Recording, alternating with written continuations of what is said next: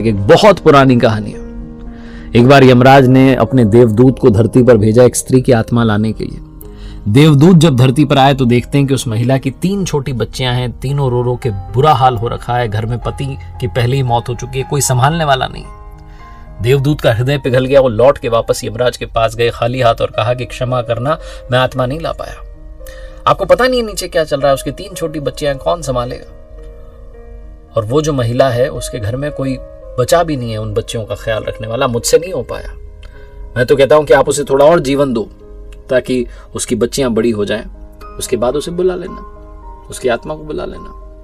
यमराज क्रोधित हो गए। उन्होंने कहा कि अच्छा, मतलब तुम उससे बड़े हो गए, उससे ज्यादा समझदार हो गए जो मृत्यु और जन्म निश्चित करता है। तुमने अपने जीवन का सबसे बड़ा पाप कर दिया। तुम्हें धरती पर जाना होगा और इस सजा को भोगना होगा।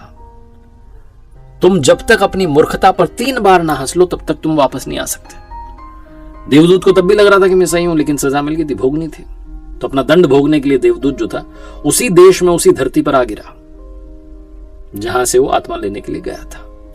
एक शहर में सड़क किनारे फटे हाल जो है मनुष्य रूप में पड़ा हुआ था।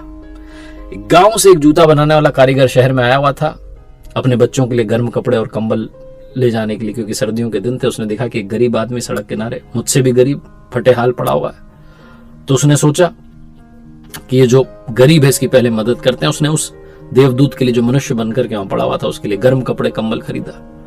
और बातों बातों मालूम चला कि रहने के लिए जगह नहीं, तो उसे कहा चल भाई मेरे घर ही रह लेना। जब साथ लेके जा रहा था तो कारीगर ने समझाया कि भाई मेरी पत्नी गुस्सा करेगी, क्योंकि पैसे बहुत मुश्किल से जमा किए थे, हमारे बच्चों के लिए कपड़े लाने थे, मैंने तुम्हारे लिए ले लिए। वो जो भी बोले सुन लेना। घर पहुंचे तो कारीगर की पत्नी ने गुस्सा करना शुरू किया। देवदूत को जोर से हंसी आई कि समझ ही नहीं पा रही है कि घर में कौन आ गया, देवदूत आ गया, पूरा घर जो है दौलत से भर जाएगा, बहुत सारा धन होगा, ऐश्वर्य होगा, संपदा होगी। समझ ही नहीं पा रही है, बस ये देख रही है कि भाई मेरे बच्चों के कपड़े नहीं आए। वैसे भी इंसान ज्यादा दूर का कहां देख पाता है।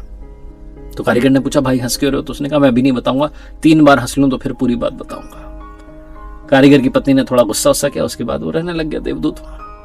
जो काम कारीगर कर रहा था जूता बनाने का, वो देवदूत ने करना शुरू किया और इतना कमाल का काम करना शुरू किया कि पूरे देश में ख्याति फैल गई। यहां तक कि उस देश के सम्राट के जूते भी वहीं से बनने लगे।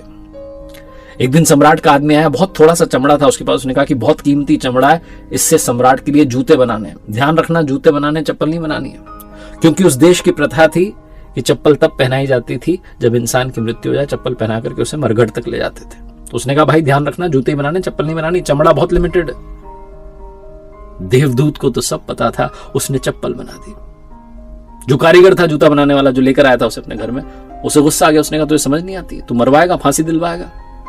सम्राट के लिए जूते बनाने थे, इतना ही चमड़ा बचा था, तूने चप्पल क्यों बना दी? लकड़ी उठा करके उसे मारने लगा। तभी सम्राट का आदमी दौड़ता हुआ और कहने लगा कि सुनो, उस चमड़े से तुमने जूते तो नहीं बना दिए, उस चमड़े से चप्पल बना दो, क्योंकि सम्राट की मृत्यु हो गई है। और सम्राट तो चाहते थे उस चमड़े से बने हुए जूते पहनना, लेकिन चप्पल पहनाकर ही उन्हें मरघट तक ले जाया जाएगा। इन्होंने तुरंत चप्पल ला करके रख दी कि तैयार है। सम्राट के आदमी को सूझा नहीं, उठा और लेकर के भाग गया। जो जूते बनाने वाला कारीगर था वो देवदूत से कहने लगा कि भाई तुम्हें कैसे पता था? ये जोर से हंसने लगा देवदूत। इसने कहा कि अभी कुछ मत पूछो, बाद में बताऊंगा। एक दिन और घटना घटी। 3 लड़कियां एक बूढ़ी महिला के साथ में इनके आती, कहती कि हमारी शादी होने जा रही है, बढ़िया से हमें जो है सैंडल्स बनवाने हैं। और ये पहचान जाता है कि तो तीनों वही बच्चियां हैं जिनकी मां की आत्मा लेने के लिए मैं आया था धरती पर। ये बूढ़ी महिला से पूछता है कि बच्चियां कौन हैं?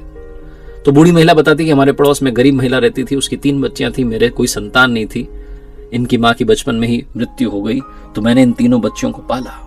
उस दिन देवदूत को समझ में आया कि अगर मैं उस दिन उस महिला की आत्मा को लेकर के नहीं जाता, यहीं छोड़ देता, जो कि मैंने किया, बाद में कोई और देवदूत लेकर के गए, लेकिन अगर वैसा होता कि वो महिला और जीती तो ये तीनों बच्चियां गरीबी में पलती।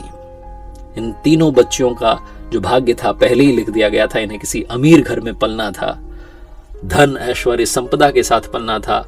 अमीर घर में इनकी शादी होने जा रही, इनका जीवन ऐश्वर्य से संपन्न हो गया और इन्हें मां का प्यार भी मिला, एक ऐसी महिला के रूप में जो कि बहुत करुणावान है। उस दिन देवदूत तीसरी बार हंसा, जोर जोर से हंसा, और जूते बनाने वाले कारीगर ने पूछा कि भाई अब तो बता दे। तब देवदूत ने पूरी बात समझाई और कहा कि मैं अपना दंड भोग रहा था, मुझे आज समझ में आ गया कि जो ऊपर वाले का खेल है उससे बेहतर कोई जानता नहीं है। इसलिए क्या होगा, कैसे होगा, अच्छा होगा, बुरा होगा, सौभाग्य होगा, दुर्भाग्य होगा, ये सब सोचना बंद कीजिए और अपने जीवन को जीना शुरू कीजिए।